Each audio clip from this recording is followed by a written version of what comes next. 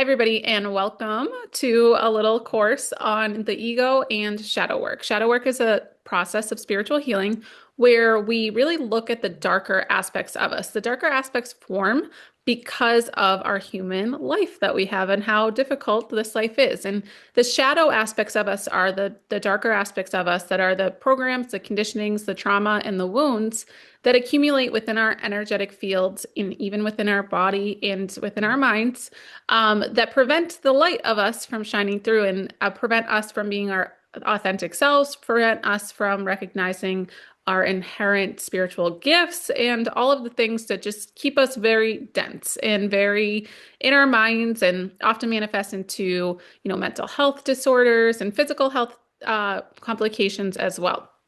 So the process of doing shadow work is really just examining the root cause of why the shadow started, healing the inner child within us that is holding on to negative feelings, and transmute it into light. Take the silver lining, take the positive from what we've experienced, and move on in a positive and higher vibrational way. Today, we're going to talk about the ego's role in particular in doing shadow work. The ego is essentially our mind, and our mind is formulated mostly on all of that darker stuff that's happened. And the mind really tries to protect us. And the ego is that little voice in your head that says, you're not good enough to try for that job. You're not good enough to do this. Do you remember when this happened and how embarrassed you were? And it's that thought loop and those really negative kind of voices in your head that are pushing you away from your light. And it is there to protect you. And so we go through these darker situations that happen in our life, and our ego starts to form because we recognize that other people are judging us. We recognize that other people could harm us. And so we're constantly trying to protect ourselves. And that's our mind's role. Our ego's role is to protect ourselves. But unfortunately, it does a pretty bad job. And it really blocks us from being able to see our light. So it's really important to recognize when the ego is coming into the picture and when it is taking us away from our inherent light and our worth and our authentic self. So typically the ego will pop up for us when we experience the following feelings. So shame, guilt, anger, sadness, embarrassment, jealousy, regret, and fear can all kind of push the ego to come up. That's when we start thinking, we're not good enough, or do you remember that horrible thing that happened to us, or I cannot experience that pain ever again. And the constant just loop. You get it. So there's another creator on the social media landscape that calls their ego a name. So let's just say it's Karen. It's not Karen. And I apologize to all the Karens, but you can even label your ego as like this other entity. And so when Karen or when Becky comes into the picture and he recognizes that, okay, this isn't really me talking. This is all the stuff that's accumulated within me. He says, Becky, not right now. And that's beautiful. And I highly recommend that at the very least, you take a conscious note of this isn't me. I'm not going to listen to that. I'm not going to let it affect my nervous system. I'm not going to internalize it. It's just not true. It's a product of my past, and I'm not that person that you're telling me that I am, and I can handle and I can maneuver through this in a really beautiful way and come out on the other side in a really bright way. And so all the second guessing and the negative self-talk, it's not true. And we have to start telling ourselves it's not true. In addition to telling ourselves it's not true, it's important to replace that thought narrative with something else. So affirmations come in really handy in this way as well. So if you are starting to have that loop, you can affirm things that you are. I am an honest and good person. If you haven't been an honest and good person in the situation that's been, I recognize that I wasn't an honest and good person, but I choose to heal that part of me and I choose to move forward in a different way. And so really replacing this negative thought loop with positive affirmations can be super helpful in getting the ego to kind of calm down and relax. And even like having something on your bathroom mirror in the morning, literally a sentence written about yourself that is rewriting your story, because the story becomes so ingrained in us that we think that it's us. And we start to embody that energy and then we act with that energy. So we really have to start to teach ourselves who we really are. So writing like a little note on a piece of paper, sticking it to your mirror, saying it to yourself as you look in the mirror 3 times in the morning. I am this, I am an honest and genuine person that leads with my heart. I recognize that I will make mistakes and that's okay. I don't get worked up about them and I don't allow my mind to take over my day. And I know that I can lead with my heart and appreciate all of the blessings that come to me and have gratitude for all the beautiful experiences and just learn from the negative experiences and keep it moving. So, replacing the negative self-talk with affirmations is super helpful. Simply recognizing that the ego has taken over and it's not your authentic self is super helpful. And lastly, really recognizing that some of this stuff lives in your subconscious. And so you're maneuvering about your day, making choices that reflect the ego's role and not your authentic self's role. So really being very conscious of what's going on in your day-to-day life and how you might be choosing things that are aligned with the fear, the shame, the guilt, the embarrassment, the jealousy, the regret, and not leading with the more positive aspects of your life. And so if you're making decisions that are, you're not showing up at work as confident as you could be because you're embarrassed of something you said yesterday, just notice these things. And we repress so much of it. And we try not to even go there or look there. And then it builds up within us. And the next thing you know, we have an anxiety attack because all of these things are just living rent-free in us. And so the process of shadow work is really coming into awareness of the things that are hiding beneath the surface and that shadow that is cast on our light, bringing it to the surface, honoring it, learning from it, getting to the root of the childhood wound that exists within us, and then moving forward. So my process of moving through my shadow is simply my process, take it or leave it. There's no scientific evidence there is no scientific evidence that proves that it works other than it really worked for me. And I intuitively developed this when I was going through my deep spiritual awakening and healing process a couple of years ago. And it just kind of was natural for me because I was really trying to figure out how I could calm my nervous system, how I could retrain my thoughts, and how I could really heal the energy within me so that I didn't have to deal with this anymore. And truly, my days now are pretty light. Do things come up that trigger me? Of course. Do I sometimes find myself in old thought loops? Absolutely. But it's very quick that I notice it and it's not scary anymore. It used to be like, oh my God, I don't want to go there because, it's going to be really, really hard and difficult. And I recognize it's hard and difficult, and it is. And I still will cry. I'll still get upset sometimes.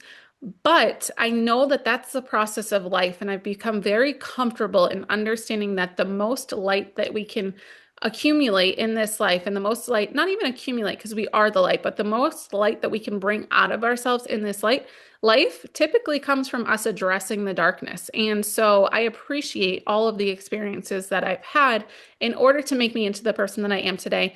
And in order for me to be able to shine my light as bright as I can today for myself and for others. So when I go through the shadow work process for myself, what I do is I start with the trigger. Usually there's a trigger and something's happened. Somebody said something, somebody has done something, or I am really embarrassed about something I did, something I said, worried, in a fear state, whatever it may be.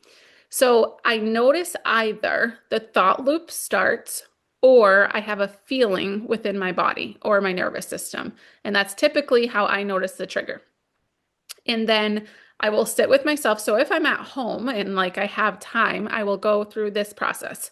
If I'm out and about and I don't have time to stop what I'm doing for an extended period of time, I will take a moment and just stop and ground myself and say, this situation is happening for a reason. It is not an attack and it is not a threat. You are a good person. I'll literally talk to myself. If you have made a mistake, that's what life is about, and you're going to heal from this, and you're going to learn from this. Calm my nervous system with a few deep breaths, ground myself into the earth. I just imagine beautiful light moving down into the earth, and just recognize everything happens for a reason, and this is what life is about. And nothing really matters. All these judgments, all these things that happen around us, nothing matters except for how I handle this right now, and I choose to handle this in a light way. Now, if I have the time, I will actually sit down on the floor if I'm able to, ground. If I'm out in the yard, even better, sit on the ground And we're just going to go through the chakras. And it's just a moment to really check in with yourself and be very aware of everything that's happening in your energy field, everything that's happening in your body, and everything that's happening in your mind. And take control of it. We have so much control over our thoughts that we don't recognize. We have so much control over our actions when we get a hold of our nervous system and our mind and we align everything to our soul, to our true self, to our true frequency, and we allow this beautiful light within us to be guided by beyond, and just relaxing into that awareness, relaxing into this is the process of life, and it's not bad, it's not good, it's not scary, it's just is. And so sitting on the ground, and then I'll take the situation that happened. Let's just use the example of I didn't get the promotion that I thought I was going to get. And I'm feeling like I am embarrassed that I even went for it because it was way out of my comfort zone. And what else? I'm jealous of the person that I got it. I regret even trying. And I'm angry that uh, how I found out that I didn't get it. How about that? So everything I say is for a reason. So somebody watching this is going through that.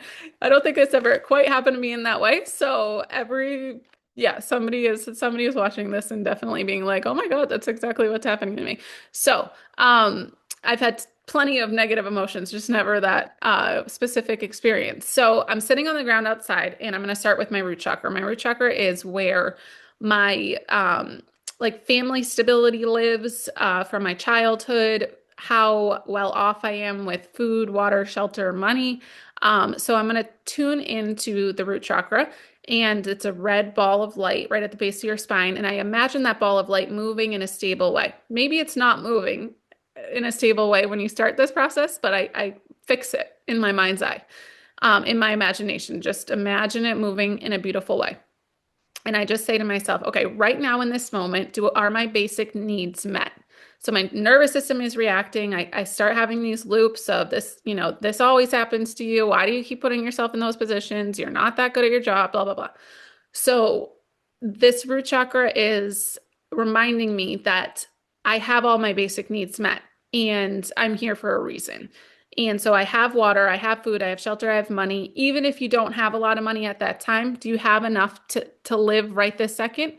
Typically, yes. And if you don't, you're making steps to improve your life that encourage you to move forward in a light way in order to receive more abundance. So making the promise to yourself, even if you don't have a lot of money, that you will in the future because you are healing yourself and you're making steps, or you're taking steps to move forward in a way that helps you. So reminding myself my basic needs are met, and reminding myself that I'm going through a healing process, and going through these feelings is a part of that healing process. And then the second thing I'll do is, when did I feel this way as a child? And this is where you kind of acknowledge the childhood wound that is attached to this experience. When did you first feel embarrassed? When did you first feel fear? And oftentimes it's like the way our parents talk to us when we didn't do well in school or whatever it may be. But try to find a period of your life where you remember feeling this. Maybe it's not the first time, but it's something within your childhood, the way your parents talked to you, the way that you were treated even by teachers or even family members, that shaped you into caring so much about what other people think in this situation. Then I move up into my sacral chakra. The sacral chakra is where I imagine the actual energy of these emotions coming through me. So the actual energy of the words that are being said to me when I didn't get the promotion, and the actual energy of the jealousy that I have for the person that did get it. And it comes in and it can attack me, or I can visualize it coming in and being, this is a process of life. And so I imagine the sacral chakra moving stably. And I don't know if that's a word, but you get it. I imagine it moving really stable and really balancing my emotions, noting that it's okay to feel fear, jealousy. It's not okay to let it take over.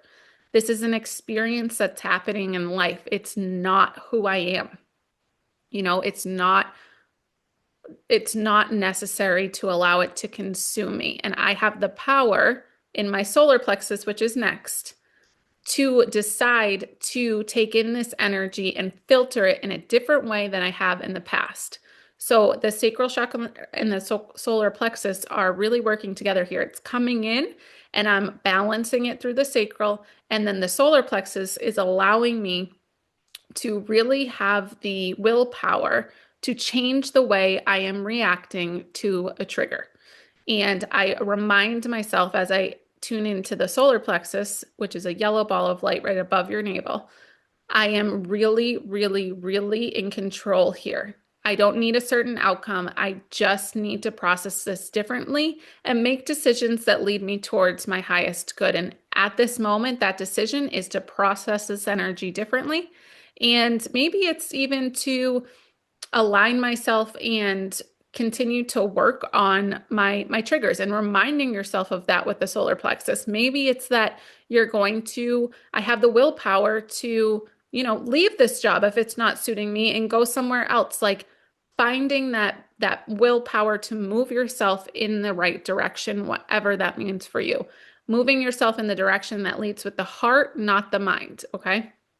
The next one is the heart chakra. And the heart chakra here isn't necessarily about love. It's just about belief in your purpose here. And your purpose is simply to be yourself in this lifetime and to honor the experience of life and recognize that there is a purpose and a reason and a lesson behind everything. So I just remind myself here with this green light right outside my heart chakra, okay, I am experiencing this for a reason, but I know that I am protected, guided, and loved through this journey on earth, and that everything I'm experiencing, I am well equipped to handle. That my light within, that the universe above and within allows me to, move forward and handle this in a way that is of my highest good. And I trust in that process, okay? Trusting that this process is part of your plan in moving forward and learning the lesson. Then the throat chakra is next, which is a blue ball right outside your neck here. And you can say, I really, really listen for audible communication from the divine in how to handle this as I move forward. I recognize that I need to speak my truth in everything that I do, and that I don't need to overreact with my words either. And this is also where you just check in with your mind yet again, and that mental loop, that thought loop, and those words that are moving in your head. And I calm my mind. I calm my mind. I recognize that my ego is activated and I don't attach meaning or resonate with those words that I am hearing right now. Then we move into the third eye, which is your intuition center, which is where you dream. So I always ask the divine, I say, okay, I am balancing my third eye for the situation. I really appreciate any divine communication that comes in visually through my dreams and meditations, and I honor them. And I move forward looking for visual communication from the divine, as well as just honoring my intuition in how to move forward and trusting the process of life. And then the crown chakra is your real connection to your spirit guides, your angels, the creator, and how you're led in this lifetime. So I just surrender with the crown chakra, and I imagine it kind of blossoming open and light pouring down in through the crown chakra. And I say, I really trust that everything is happening for a reason and I'm led in the right direction. And I allow my guides and my angels and all entities of light that are helping me on this journey to come forward and help me move through this journey.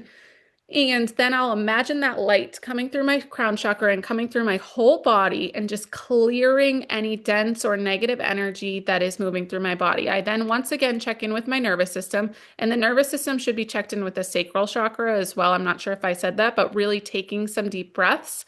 And this is where you should develop your own kind of process for shadow work. So at this point, I take some deep breaths and I'll typically meditate. And meditation for me is just putting on some soft music, going into the forest, meeting with my spirit guides and angels and loved ones. A lot of people at this point, I would encourage you to look into EFT tapping, breath work, meditation, maybe sound healing, a certain frequency that could help you, but really taking a moment to calm your nervous system.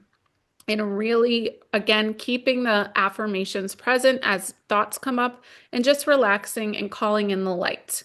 And then I recognize the light within my heart space and imagine that moving through me. I always recognize my own soul's light as like a flicker of light in my heart space, but then expands when I pay attention to it. And so I intentionally expand that light throughout my body, cleansing me more and illuminating me more.